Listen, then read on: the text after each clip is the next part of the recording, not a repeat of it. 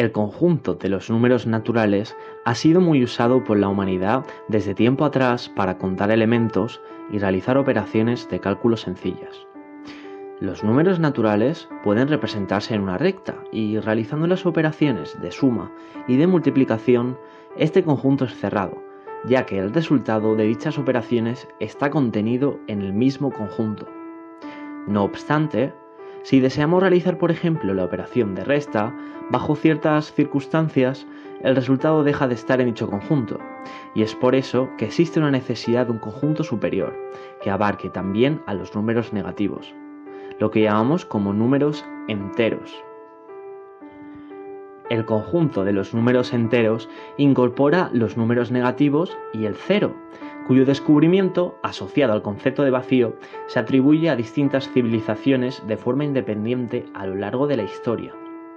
Entonces, después de tener controlada la suma, la resta y la multiplicación, una pregunta natural que surge es: ¿y qué sucede con la división en dicho conjunto?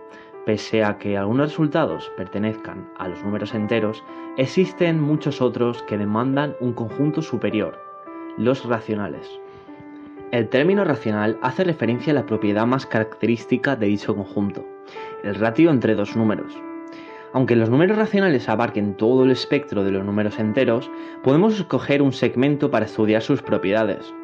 Una relevante característica de este conjunto es su contabilidad. Podemos ordenarlos de una forma coherente. Los números racionales pueden ser representados de diferentes formas, siendo una de ellas las fracciones continuas. Si escogemos una fracción de prueba, como es 7/11, y aplicamos el algoritmo de Euclides, o sea, sustraer la parte entera e invertir la parte decimal en cada paso, es posible representar un número racional a través de una sucesión finita de números naturales, en este caso 0 como parte entera, y 1, 1, 1, 3 los naturales correspondientes a cada parte de la iteración. Pareciera que dicho conjunto es cerrado, ya que, aparentemente, si realizamos cualquier operación, el resultado sigue estando en este conjunto. ¿O no? ¿Y si tenemos una fracción continua cuya extensión sea idealmente infinita? Resulta que el valor de este cálculo en concreto es el famoso número áureo, que no puede escribirse como una fracción. Esto sucede también en otras situaciones, como en las sumas o series infinitas. Imaginad que tenemos el subconjunto de números racionales asociados al inverso de un número impar, alternando signo, y sumamos cada vez más elementos. El resultado para un número de pasos finito pertenece al conjunto de los números racionales, pero ¿qué sucede si sumamos infinitos términos? Sorprendentemente, el valor converge a un número que no es una fracción de números naturales, ya que el número pi no puede ser representado como el ratio entre dos números enteros positivos. Es un número irracional. Esta es la magia de los procesos infinitos. Te permiten obtener resultados aparentemente poco intuitivos que conectan distintas ramas de las matemáticas, ya que, en este caso, pi se define como el ratio entre el perímetro de una circunferencia y su diámetro. De esta forma, es necesario un conjunto que abarque este tipo de números, el conjunto de los números reales, que contiene números racionales e irracionales. El primer contacto con los números irracionales data del siglo V a.C., cuando Hipaso demostró, entre otras cosas, que la hipotenusa de un triángulo rectángulo cuyos catetos tienen valor 1 no puede escribirse como división de dos números enteros. Esto conmocionó tanto a la escuela pitagórica, que creía firmemente que los números racionales podían describir la naturaleza y negaba la existencia de un conjunto superior, que se cuenta que Hipaso fue ahogado como castigo de los dioses.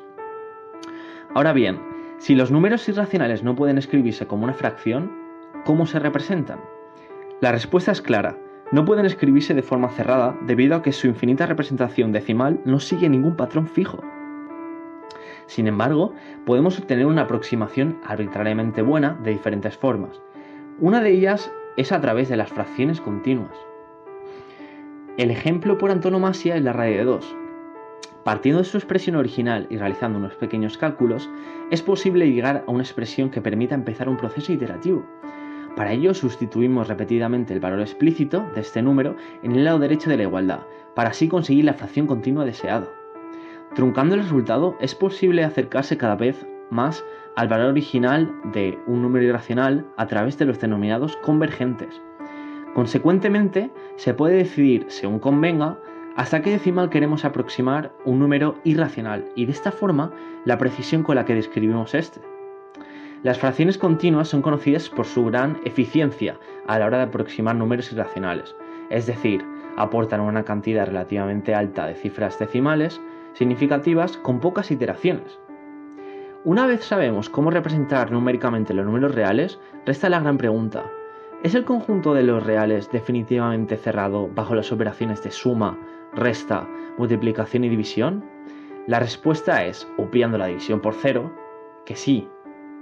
Sin embargo, existen aplicaciones más allá de las operaciones básicas, comentadas anteriormente, que dan problemas y no son expresables en el conjunto de los números reales, dando lugar a los peculiares números complejos. Pese a ello, este tema se postergará ya que escapa del propósito de este vídeo. Para finalizar, os dejo una pequeña cuestión acerca de la naturaleza de los números desde un punto de vista geométrico. Tenemos una red infinita bidimensional cuya celda unidad es un cuadrado de lado 1. Nos fijamos en una celda unidad arbitraria y trazamos una semirrecta que intersecta un vértice y el segmento del lado opuesto del cuadrado a una distancia d. Si extendemos la semirrecta y tomamos d como un tercio, esta se topa con los vértices señalados. Pero, ¿es cierto que si prolongamos la semirrecta, esta intersectará con algún otro vértice de la red para cualquier distancia d? Espero vuestras respuestas. Esta cuestión será respondida en un futuro vídeo.